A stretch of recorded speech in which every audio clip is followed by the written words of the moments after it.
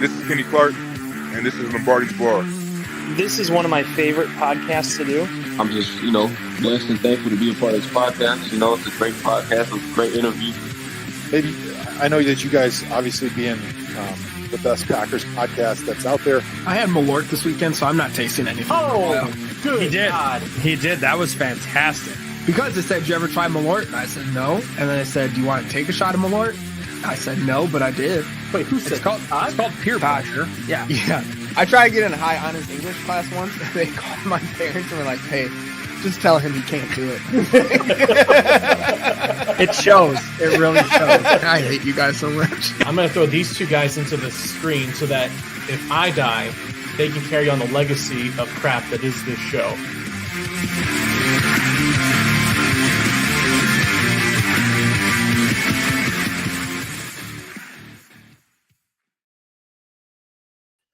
Welcome in, everybody, to another edition of Lombardi's Bar.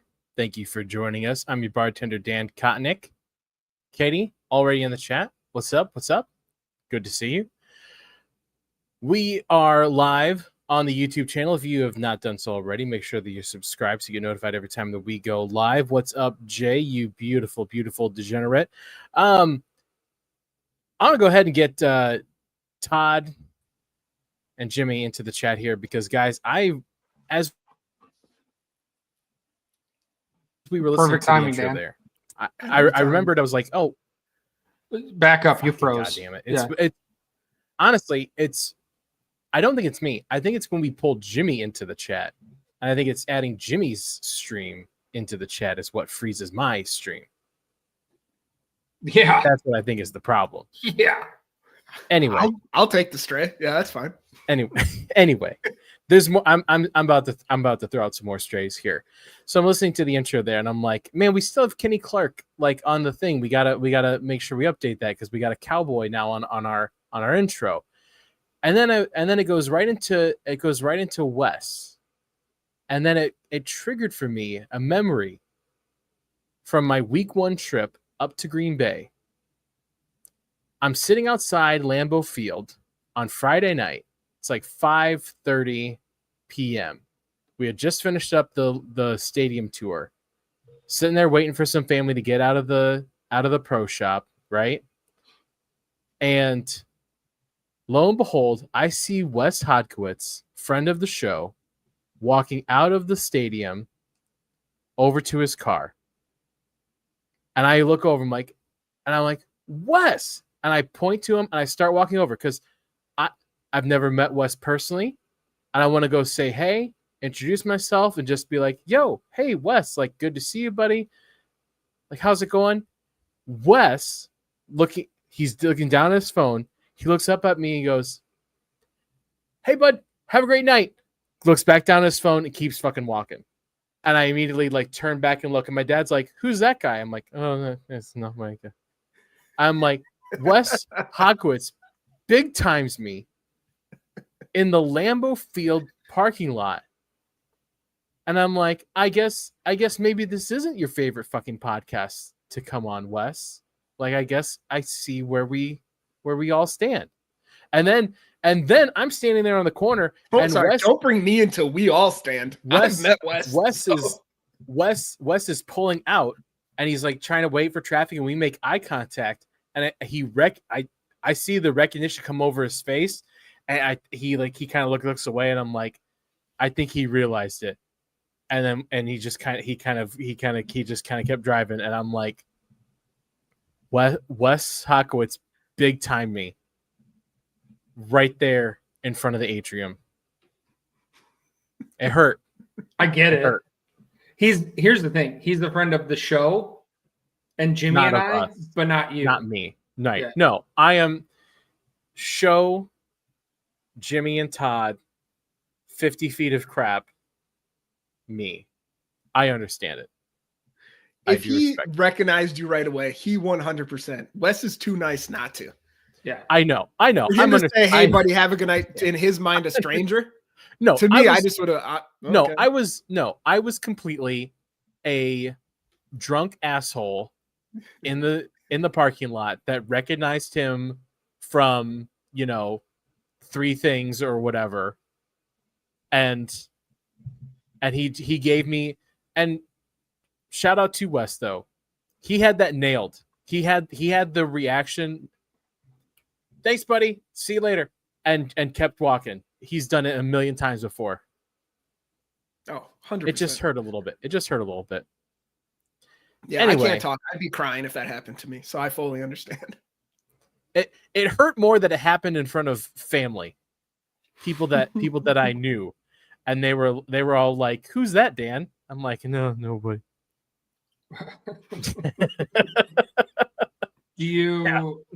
Howie wasn't there, was he? Howie was not there. He did not. He would his never father. respect you. No. Your son would never respect you if he saw that. Lose the respect of my son immediately for all time. No. Guys, Packers 2-0, another commanding win on Thursday. Could have lived without the wink. Where is the, as I think it was Jay who usually came in last year. Where is the Riz level at with this team after the first two games? Are we here? Are we at this level yet? Because I think I might be at that level. I'm trying not to get my hopes up. Like right now, I put us in the same tiers like the Bills, Eagles, and Ravens. Like we're that tier of team. So we're Super Bowl level, but we have Yeah. people talking like, "Oh, we're winning it. We're winning it." I can't do that to myself because I will be thoroughly upset about anything that can happen in the playoffs. But yeah, no, we are 1,000% based on 2 weeks, very early, but we're 1,000% a Super Bowl level team. If this defense keeps it up, because our offense is not even playing that great right now, we'll have moments and they can turn it on. We saw that in the Commanders game where the Commanders brought it within 7. And then for some reason, a weird switch turned where they're like, oh, wait, we can just drive down and score.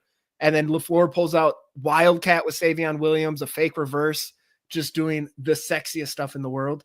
And so, yeah, we're a Super Bowl level team. I just, I got to temper myself a little bit.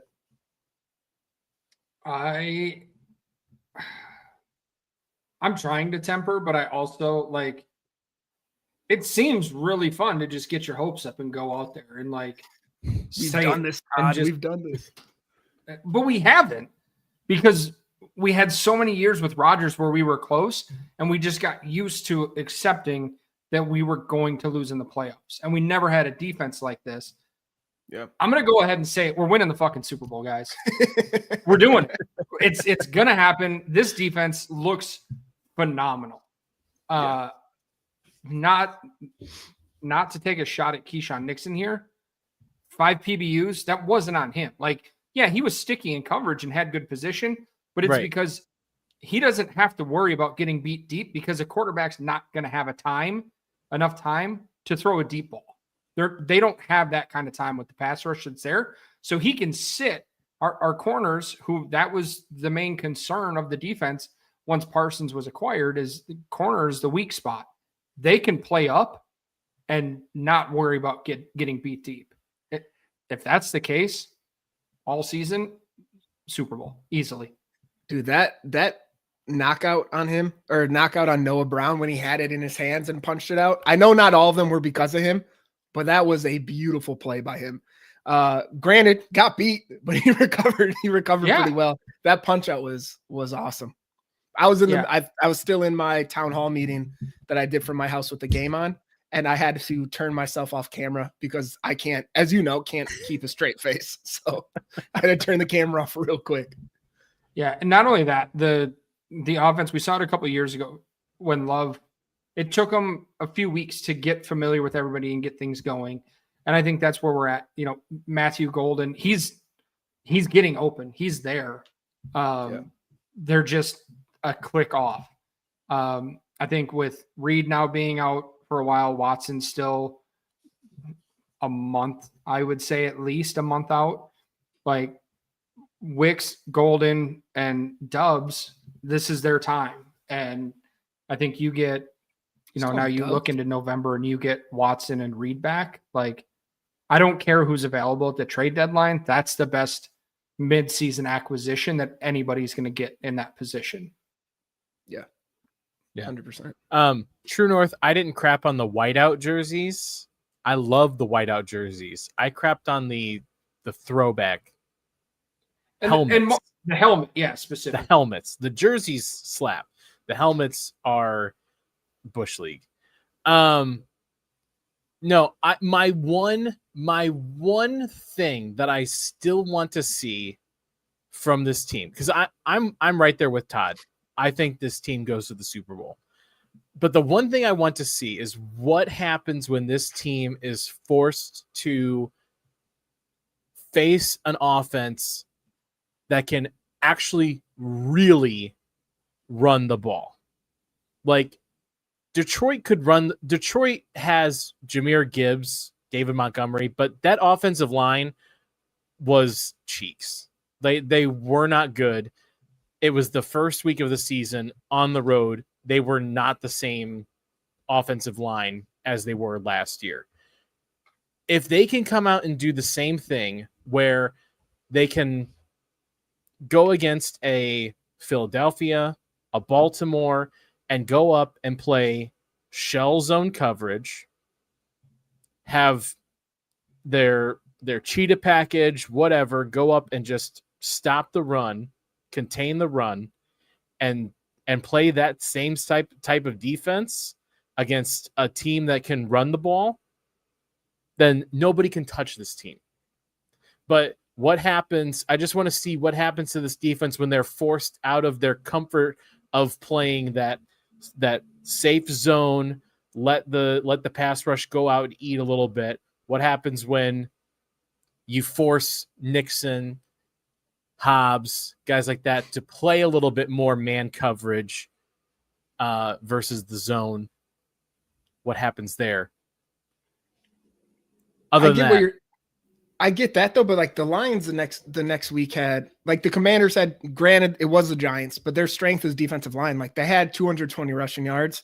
This past week against the Bears, Lions had 150. So it's not like we faced slouches. But the Lions had it at home against the fucking Bears. Theoretically, their strength though was the defense. Like I agree with you, but I think like the Bears are ass. Their offense is terrible. Their defense.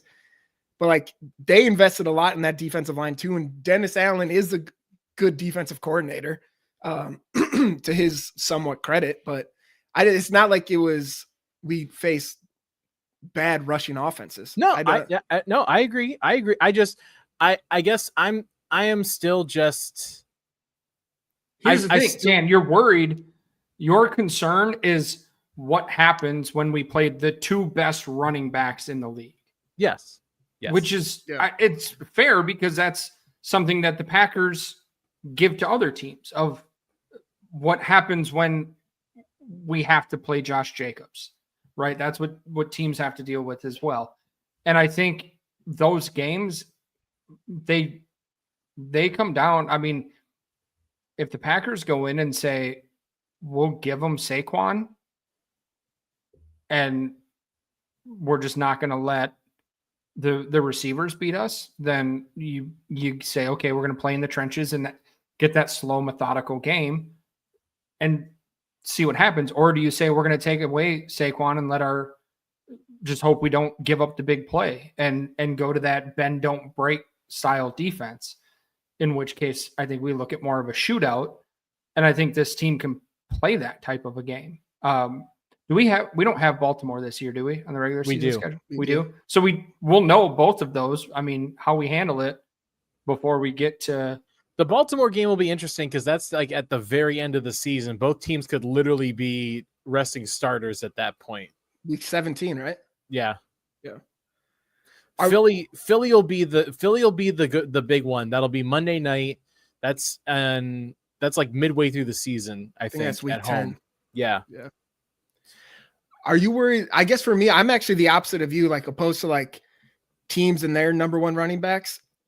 My worry would be like Josh Jacobs has not got going like he did last year for the offense. And I think for me right now, I'm manifesting Mike McDaniel get fired next week, and he just gets the Robert Saleh role that the Packers had him last year, and he just comes in and only helps our run game.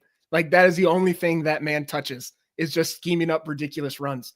Because that's the one thing, like, and to Jacob's credit, the man, just like last year, even though we invested in the offensive line and we moved Jenkins to center, and I know Tom and Banks were out last week, but like, he is still getting hit.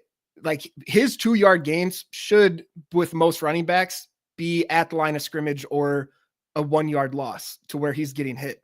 But he's just, again, shut up, Joe. He is, again, just like bounced. Like, he makes plays out of things that just aren't there. But right now he gets going later in the games. It's just very opposite of last season, where he was a dominant first half runner, and we're just not seeing it at all right now. And it's not on him. It's not all on him, but it's just that'd be my one worry. So kind of opposite of you, I guess. Well, let's talk more about this. Let's get into our buy around, pay the tabs here. We'll talk more about all this here. Todd, who would you like to buy around for? I'm going to go with Jaden Reed. I think that's part of where my confidence that this team's going to the Super Bowl is. Fresh out of surgery, decides to go. I don't know that he decided to go live, but somebody decided that he needed to go live. And like he said, we're going to the fucking Super Bowl, bro. That video is, yeah. Maybe don't give NFL players high on surgery drugs phones to go live with, but I appreciated it. It was fun. Great. I love it. They should do it more often. We're very lucky that that's all he said on Instagram Live. Do we see him back this year? Yeah. Jaden Reed? Yeah. Be like in like 2 months. Okay. Which is crazy that like his foot injury and shoulder injury, he'll be back sooner than Joe Burrow with turf toe. I will say turf toe is an absolute worst injury I've ever had. It's worse than your knee?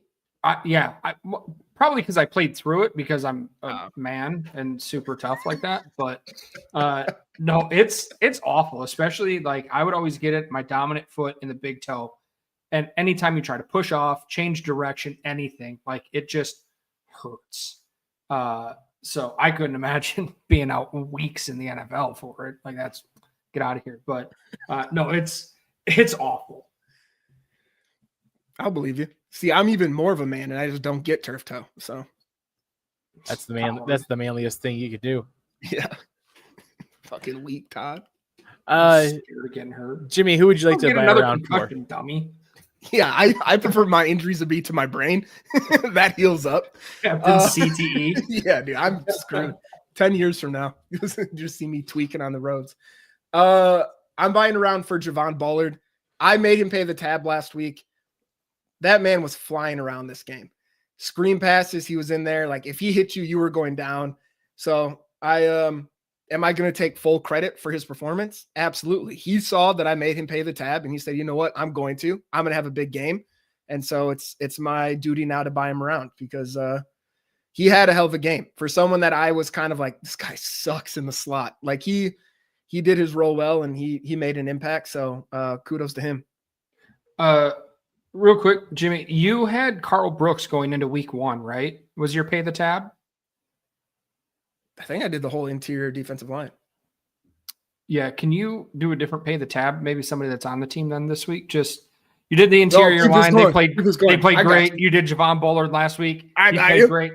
It's the new Lombardi's bump, baby. Yeah, there it is. Yeah. Maybe change whatever the hell you got going on. I got you. We're in. Jimmy's literally editing the Google Doc. Sorry, guys, we didn't want to show you how the sausage was made, but there it is. Well, behind the scenes. No, Javon. No, you're right. Javon Bullard this week. Last week, I think it was more of you got put in a really bad situation where you're kind of put in a spot where you're not super comfortable, and the Lions were kind of scheming Amon-Ra St. Brown against you a lot of the time.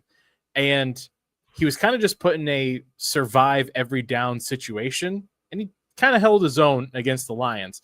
This week, he was able to kind of be more of his the roamer kind of like nickel linebacker, like where he could go out and play and attack a lot more than go out and defend in coverage than I think they really want to use him for.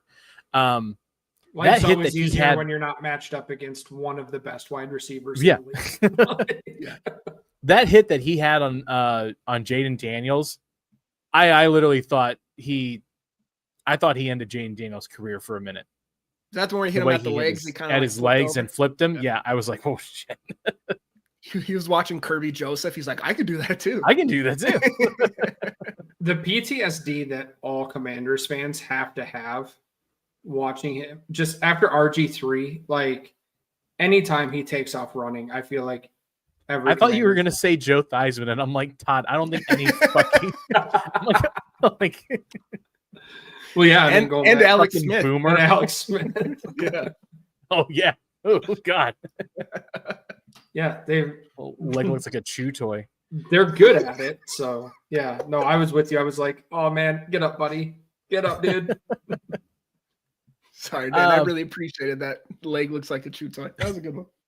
They put that leg on a commercial. They aired on a national commercial.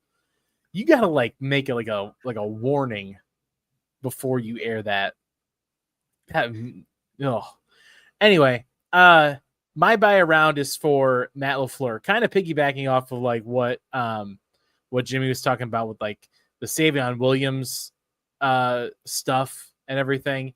Like the run game is not effective at the moment to the degree that he wants it to be. Obviously, Matt LaFleur built this offensive line. I appreciate you muting yourself for that, Jimmy. I did that last week. It's been a couple weeks. All right, guys. I've learned. It took me 4 seasons, but I learned. They built this offensive line to be bigger, to be more explosive in the run game. They obviously still have Josh Jacobs. They want to run the ball. Hasn't worked these first 2 weeks. This offense is still humming. And how many times over the last several years have we seen where the offense can't run the ball and Matt LaFleur's offense clams up? He can't get anything going. And it's been just the opposite. He's running Savion Williams out there in Wildcat. They're pushing the ball deeper down the field than Jordan Love has ever done before. And I think this is just really like the full. This is the fully functional Matt LaFleur offense. Whether Josh Jacobs is effectively running the ball or not, the threat of him being there makes this offense run. And so it's really awesome to see. So shout out to Matt. It's crazy right now with Jordan Love of you mentioned like the way he's playing, his ADOT super high, like highest in the league. I think right now he's maybe the only one over 10 yards. I think he's at like 12, but his EPA per play is up there in the top 5. His QBR is number 1 in the league. So like he's pushing the ball downfield, but he is still the highest rated quarterback, which is usually, I think we saw that from last year with Jordan Love. It's like, oh yeah, he's doing great pushing the ball downfield. Not great completion wise or anything like that. But this season, it's just it's only 2 games, but it's been a much better on his end. Yeah, and I think there was one series that they went like run, incomplete, run. Yeah. And punt.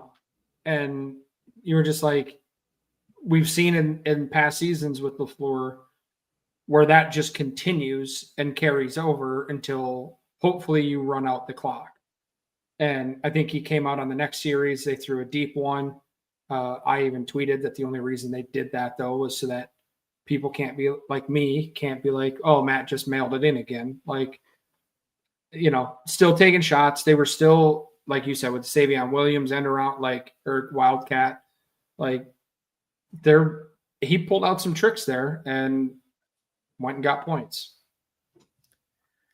Yeah. His motion with Dontavian Wicks too, like that was Just spamming him out to the flats. Spamming him out to the flats, dude. Can't stop it.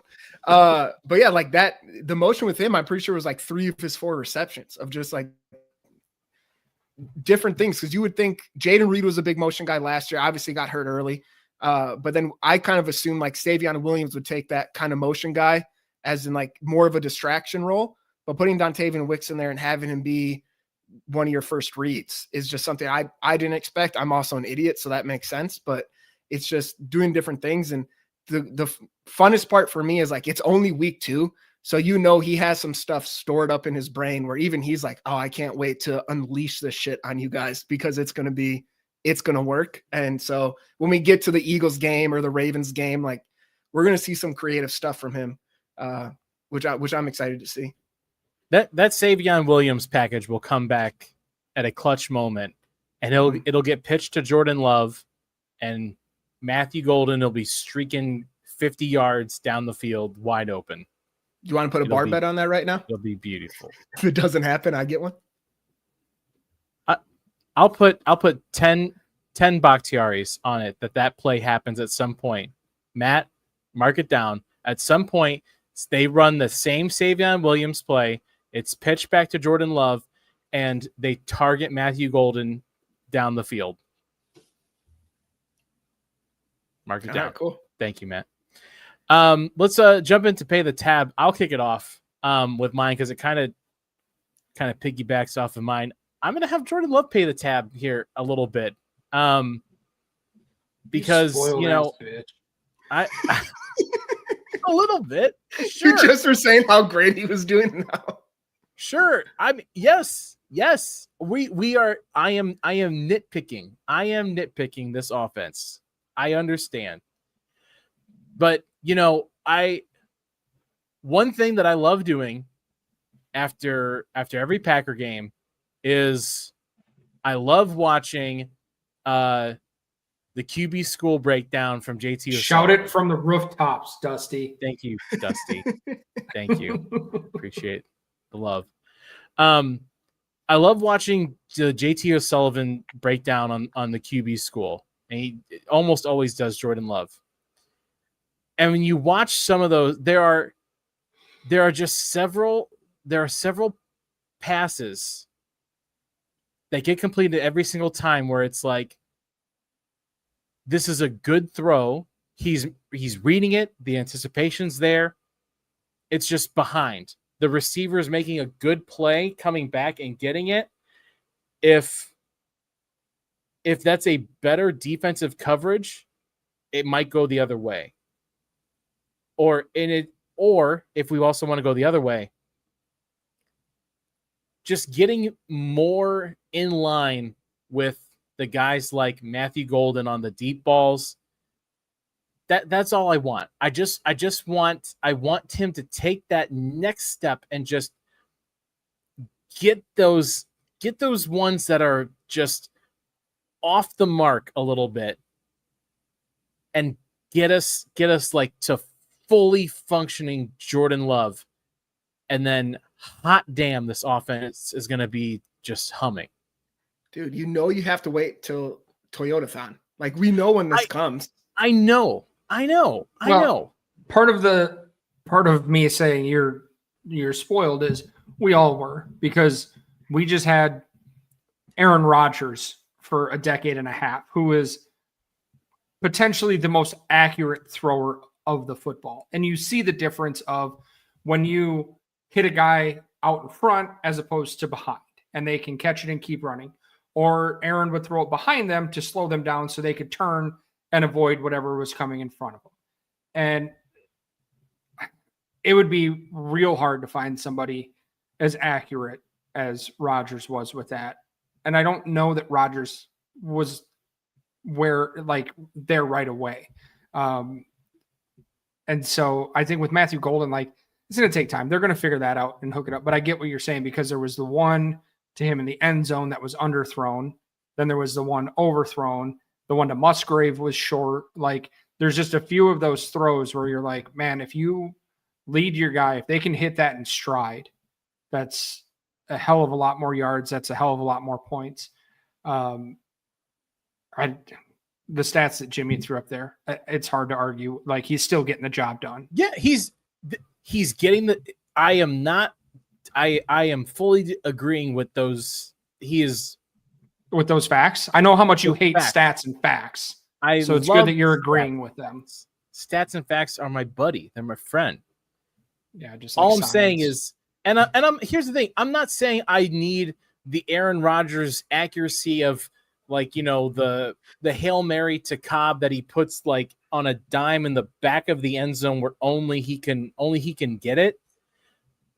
But just it sounds like straighten that out just a little bit. And no, it's not mid-season form. Do we see the accuracy issues with other top tier quarterbacks? Yes. Really? Yeah. Other top tier quarterbacks throw interceptions. They make bad passes. They throw balls those behind are guys. bad. They don't hit 100% of their deep shots. We see that everywhere. We're just spoiled and very used to seeing that connect. But even if you go back and look, Rodgers and Jordy missed plenty of times. Yeah, look, guys, I'm just saying. I just want to see it. I want to see the accuracy a little bit more consistently. That's it. That's it. I know. There's no room for nuance. There's no room for nuance on the internet. I can't have a nuanced conversation. Just call me Jimmy Kimmel. I can't. I got real nervous until I heard Kimmel. I was like, the fuck did I do? But all right, we're good. More straight for Jimmy CTE. Yeah, I was like, I'm just sitting here. I've been quiet. Who would you like to buy around for? Or who would you like to have pay the tab, Jimmy? Yeah, I'm gonna continue this thing that Todd apparently figured out. CT kicked in for me. Josh Jacobs. We could really use you to have a dominant 120-yard game, or just, dominant first half. And like I said previously before, like, it's not all on him. He's made 2-yard gains where any other running back would be -1 at the yard of scrimmage. Like, he's doing a good job. If you would ask Christian Watson's dad on Twitter, he's having bad vision, which is as good as Desiree giving football advice, who does not watch any game ever. But Josh Jacobs, like, we just need him. He is such a big part of the offense. Last year, he's the reason our offense ticked and was able to get to the playoffs with the hurt Jordan Love. It'd be amazing to see him at that performance with the Jordan Love that's healthy, playing at the level he is now. So Josh Jacobs for me right now, to pay the tab. Yeah, but what about all the other running backs that don't run as well? I can't believe that. I can't believe that. I love that your internet cut out while you did that. I know. I'm doing it for a reason, Dan. We know why I'm doing this. Also, my other pay the tab. Guys, leave Matthew Golden alone for not following his employer on Instagram or having a black picture on Twitter. Not a big deal. He doesn't want to leave the team. Not being a diva. Let's calm the fuck down, please. Like, he's fine. Let's not make drama where there isn't. Wait, what happened? People don't have much to do, so they went on and saw that he changed his Twitter picture to black, just like Josh Jacobs. They found out he doesn't follow Green Bay Packers account on Instagram. Never have.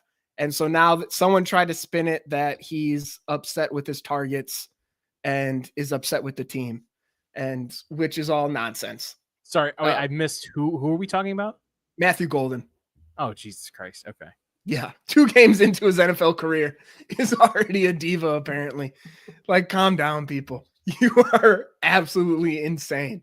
I love drama, so it's fun reading it, but some of the dumbest stuff I've read with my eyeballs.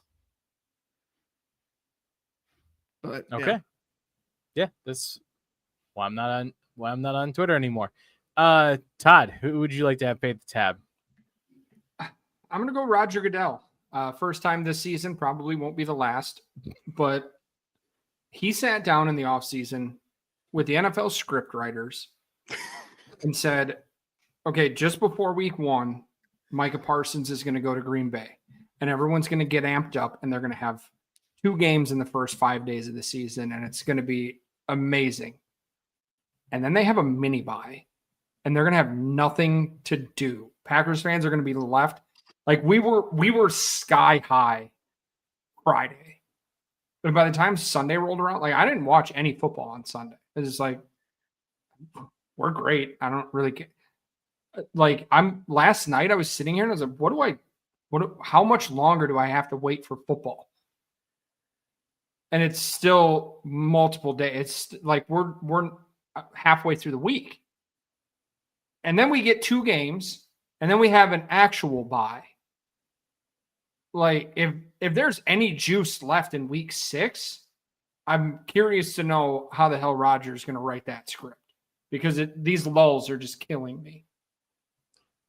This sounds like a you problem. What an absolute insane. Sunday was one of the best slates of NFL games I've ever watched. I had other shit to do because the Packers weren't playing. Again, though, to Dan's point, that does sound like a you thing. Right. Okay, so I'm the only one that's like, damn, it'd be nice if the Packers didn't have 10 days off because I would like to watch them play more. We're all amped up and ready to go, watching 2 incredible games, a fun defense. And I guess everybody else was just too excited, and you're good with this mini bye. You're not having issues not watching the Packers. It's fine. Well, I wish we could watch. I've always wished we could watch more Packers, but I'm with you on a 10-day bye, and then we have a bye 2 weeks later. Like, that sucks.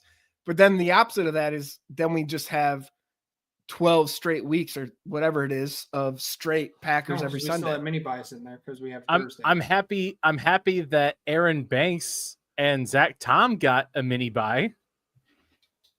Great counter. Look, I get for the team, that's fine, but it's horseshit that Roger wrote this script. It sounds like kind of selfish, honestly, Todd. All amped up, and then just pull the rug on them, and then give them 2 more weeks, and then we'll pull the rug again. It's a take for sure. Yeah. Are you kidding me, Jay? Are you kidding me?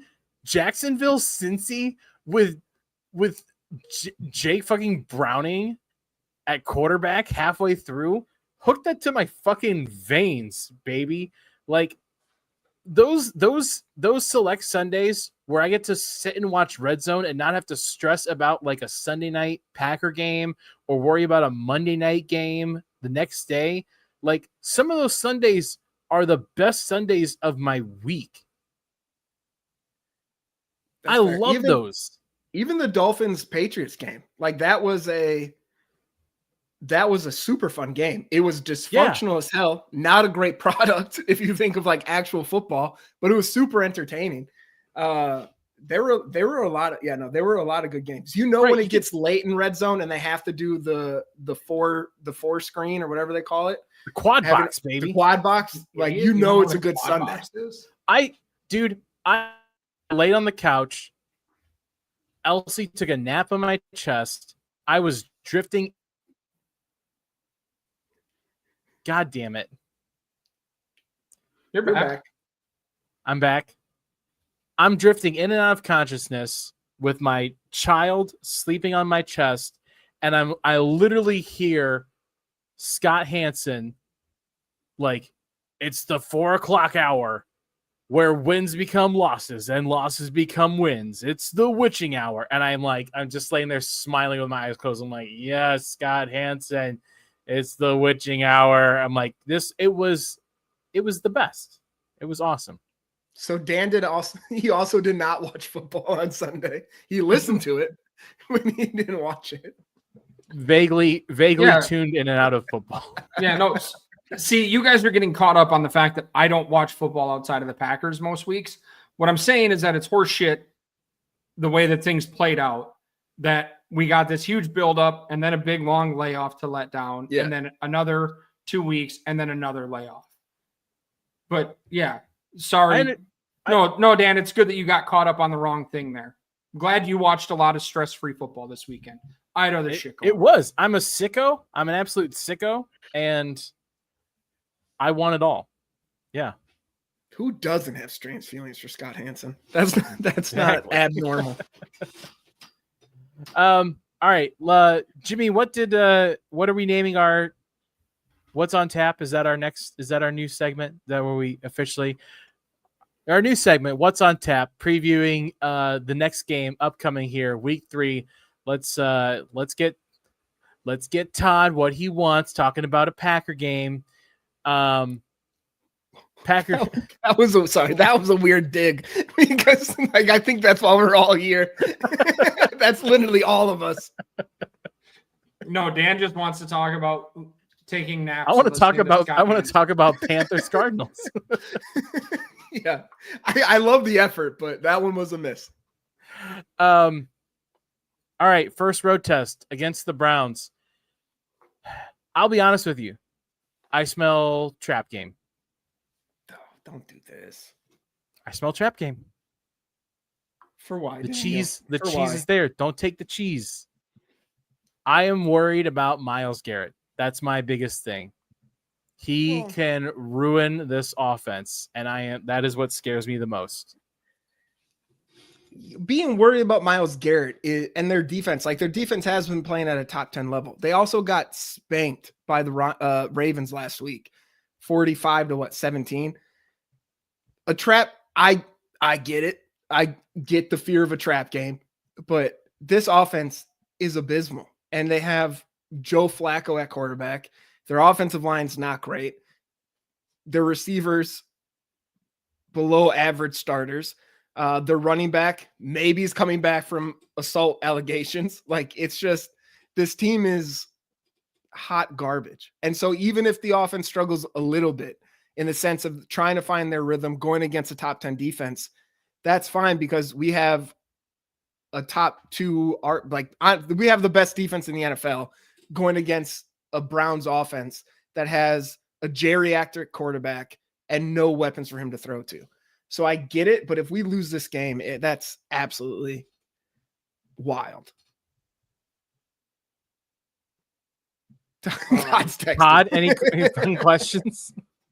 No, I might be taking offense to something here. We saw what happened. Yeah, let's not call Joe Flacco geriatric at 40. He's only 40? Yeah. He's an old 40. That NFL. Dude is an old 40. He is because his birthday's in January. So 6. he's an old 40. But let's ease up on saying 40 is geriatric. Okay, the way Joe Flacco plays, he's a little Which is a great point because he's immobile in that pocket. And we saw what happened to Jared Goff when he was a statue, essentially. He's not somebody that gets out and moves around much. So I'm fairly confident. I might say this is a shutout. It very well could be because this offense is terrible. I think we see Dylan Gabriel at some point in this game. Give us to be your honest. Sanders.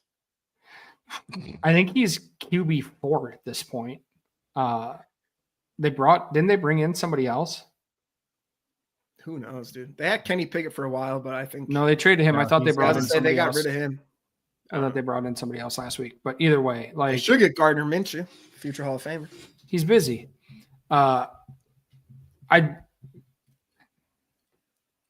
Sure, their defense is good. I think our offense is much better than theirs against an also good defense. I'm not worried about this one.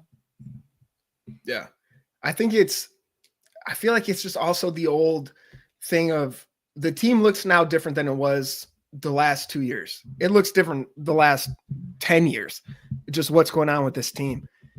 But we fell into, not to defend the trap game thing, but we saw the last couple seasons where the Packers played to their competition. Even in Jordan Love's first year, we had the games where we beat the Chiefs. Then we beat the Lions on Thanksgiving. And then somehow we lose to Tommy DeVito. And Baker Mayfield rips us to shreds at Lambeau Field. Looks better now, the way Baker's been playing. Looks better of a loss. But that Tommy DeVito game is probably the closest to this, of just a terrible team, a terrible quarterback. We get our asses kicked. We've improved so much in those little bit. And even now, the way we are playing the good teams, it's not those close shootouts like it was the last couple of seasons. Like, we kicked the Lions and the Commanders' ass. And this Packers team, as much as players are going to say like, oh, we don't hear anything, just the rumblings from people of like, oh, it's our first away game. It's a trap game. Like, that's fueling them a little bit. Like, they want to take the show on the road and to prove like, no, we're not the same old Packers that you saw the past couple years playing to our competition. So I don't know. I think how just the whole team feels different. I think that's another thing that's different. We're not going to sink down to our competition level and have tough games against teams that are clearly way below us on talent level and coaching level and just everything. What a weird day. I'll take it. Keep the question mark. Add 2 or 3. I don't give a shit. I'll take it. All I'm saying is a guy like, can we agree Myles Garrett, outside of Micah Parsons, is the biggest game wrecker in the NFL? I'd put him at number 1 over Micah Parsons. Yeah, I would. He's number 1. Okay. So my whole thing is, what I worry about is all it takes is 1 or 2 times where a short field gets flipped, an offensive turnover gets flipped for a quick score, and all of a sudden your offense gets thrown out of whack. And if we see Matt LaFleur fall into his same old habits, if Josh Jacobs is still having issues with the run game, it could be a much closer game than it should be in the end. And all it takes is just a close game at the end for one bounce to not go your way, and you end up losing to a team that you shouldn't lose to. That's all I'm saying. With a guy like Myles Garrett on your team, you have a puncher's chance in every game that you go into. Now, if you give me the same Browns team, Myles Garrett isn't playing, this is a walk in the park. This isn't even a contest. But Myles Garrett is that good of a player that he should still give you a pause, that this game shouldn't just be you go in and assume that you're going to walk through this defense. That's all I'm saying. No, I don't think they are, but I think the one thing that we've seen, and the one thing that we've talked about, right? Like what I was saying with Nixon and the corners earlier, is that you got to get the ball out quick to do anything. That's one of the things that LaFleur was doing, putting guys in motion, the quick outs. You get them to defend those, and then you've got Kraft and Musgrave on hot routes over the middle. Like there's enough pieces on this offense. And then you get them looking at the run. You run a couple of draws. You run a couple of screens. Like there's enough ways to dismantle a defense that really comes down to a one-man pass rush. I know there's some other good pieces there, but if you can find a way to neutralize that pass rush, he's still going to get his, right? Like heads up, Myles Garrett's probably going to have a sack. He's probably going to have a few pressures. But if you can find a way to neutralize that for the most part, the rest of that defense just kind of becomes dudes that are just hanging around. Yeah. And I think with this too, like the other average of the team, Myles Garrett is the best defender in the NFL now that Donald's been gone for a couple of years. Like he is the guy. But I think because of the overall team around him to where it's much lower, the talent level. Like he goes from a game record that can swing games to like, honestly, just like a play record. Like he can ruin a play, but the overall game, I don't think he has the ability because their offense is so bad. The other pieces on that defense are not to the level they were a couple seasons ago. And to the point, like if Ward is playing, I should check. I don't prepare. That's on me. If like Ward is a good corner, but like the way the offense of the Packers are constructed is take one receiver away. That's fine because we don't have a top receiver. Like we disperse the ball to everybody. And I don't know. I just think even the matchup, even with the player like that, and we saw with Aiden Hutchinson, we kept him. Yes, he's coming back from an injury, but we kept him at bay of just like did not have an impact. We had Tucker Kraft there to chip.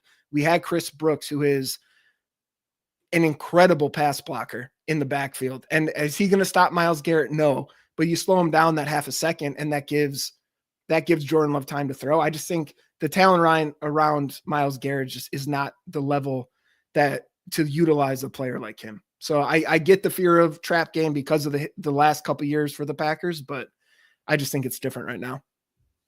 Yeah, I think producer Matt nailed my feelings exactly. My feelings just line a little bit more. I feel it more as the Packers do than as a fan does. I just don't take any NFL team lightly. It doesn't matter how bad an NFL team is.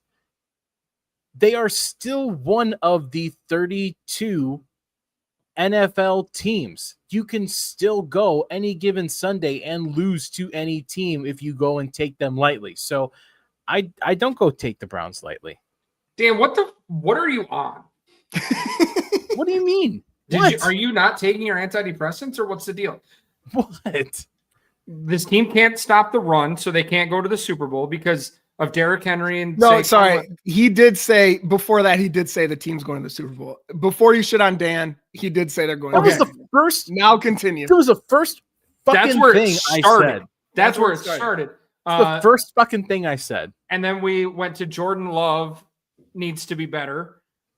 Now this week is a loss. There was something else in the middle of there. Like, where are we at, Dan? Why are you so down on this team?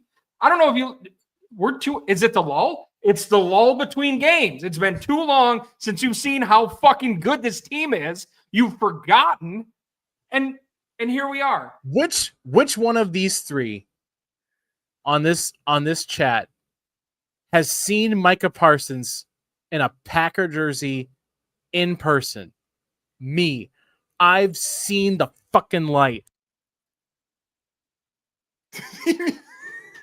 You're such an asshole, dude. Your internet's great, but you muted yourself, dummy. Oh wait, he muted himself? I thought you did it, Todd. No, I unplugged my mic. All right. That might be the best thing I've seen. I've seen the light. Have you? Yes. All I'm saying is each week you still take it week by week. Every team, week by week. And I'm sure they are. But if you look at this one, like, yeah, any team can lose to any team whenever. But that's good. To look at this game, and it sounds like you're picking the Browns in this. I am not picking the Browns. No. Because every indication you've given since we started talking about this game is that you don't think the Packers are going to win this game. But yeah, you've seen the light. I don't know where you've gotten that.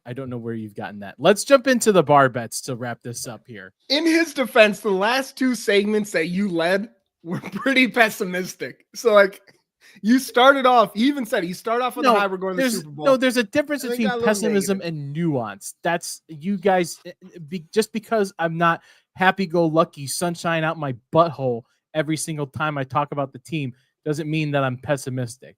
I'm just nuanced. That's the difference. Let's go into the bar bets here. Does nuance mean bad takes? The Green Bay defense over under 1.5. That's the most heated I've seen Dan since Todd called him soft one time. the post Aaron Rodgers COVID episode. We just saw that as a commemorative DVD. I wish I had the popcorn. I would have brought it over for this whole conversation. Green Bay defense. The post-show wrap-up was great after that. Over under 1.5 interceptions, Jimmy. You know what? I'm going to go over. I'll go 3 Bakhtiaris. I think with Joe Flacco and the pressure this defensive line will get, he's going to make some mistakes. Nixon had as Todd said, 5 PBUs. I think one of these times it's going to be an interception. Give McKinney one too. Let's see him get him out on this. So I'll do over. Todd. I was gonna go 5 Bakhtiari's under, but I'm gonna let Jimmy talk me into the over on this one. Dude, this is a great day for me. I got the Jimmy's correct, and I got this. I'm riding a high right now. Yeah, I'm also gonna go over, and I think you got to get Xavier McKinney one of these here soon. He's on a cold streak. He needs to get back on the right track, and that as much as Keyshawn Nixon has benefited from the Micah Parsons stuff, Xavier McKinney has almost seen a decline because he doesn't get any deep. There's like no deep shots anymore for him to like to pick off or make any plays on. He's literally just doing nothing now in the middle of the field. So yeah, give me over. I'll say 4 Bakhtiari's over. Tucker Kraft over under 50 receiving yards in this game. Todd. I'm gonna go over 5 Bakhtiari's. Like we said, the ball's gonna have to come out quick.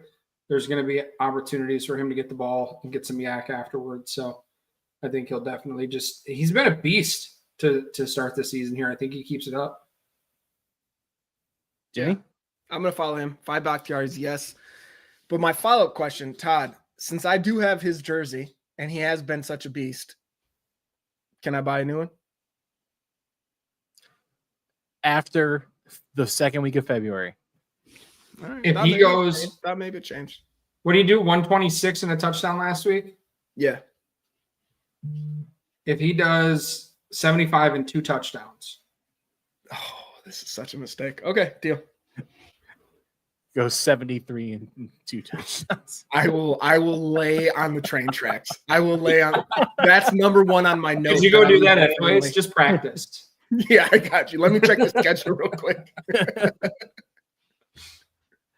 I'll say 3 Bakhtiari's under because I'll say wide receivers get more. More sacks, Myles Garrett or Micah Parsons. I'll start with this one. Here's one for all the I bait you into it. Everybody into this. Oh, Micah Parsons. Micah Parsons gets more sacks. 5 Bakhtiari. Dude, so pessimistic, dude. I don't care. I've got the lead. I got Bakhtiari's to spare, bitches. Todd. 5 Bakhtiari's, Myles Garrett. I'm just kidding. No, I thought Dan was gonna have something to say on that one. I'm going with Micah Parsons too. Well, shit. It's just for logic of it all. Now I'll go. Oh, damn it! I don't want to lose to you assholes. I'll go 2 Bakhtiari's, Myles Garrett. Wow, that's all that guy can do. It's all he can do. Confidence. No, Micah Parsons can get like triple teamed during this game. Right. So I'll go Myles Garrett, 2 Bakhtiari's, and if I lose, I'm tied with Todd. So there we go. Does Bo Melton get 1 pass breakup? Just 5 do the 5 Bakhtiari's. Bakhtiari's for everyone. All right. That will do it for us here on Lombardi's Bar. We'll be back again next week, same time and place, right here on the Lombardi's Bar YouTube channel and on the Twitter page as well. So make sure you're following us over there and on the YouTube side, both places. All 3 of us are on social media as well. Handles are in the little bubbles right underneath there. Shout out to everybody in the chat coming by, giving me hard time. Yeah, you got a lot of shit today. I got a lot of shit today. That was fun. Right, Really watch the enjoyed film. Maybe you'll learn something. I Be won't. better next week. I refuse.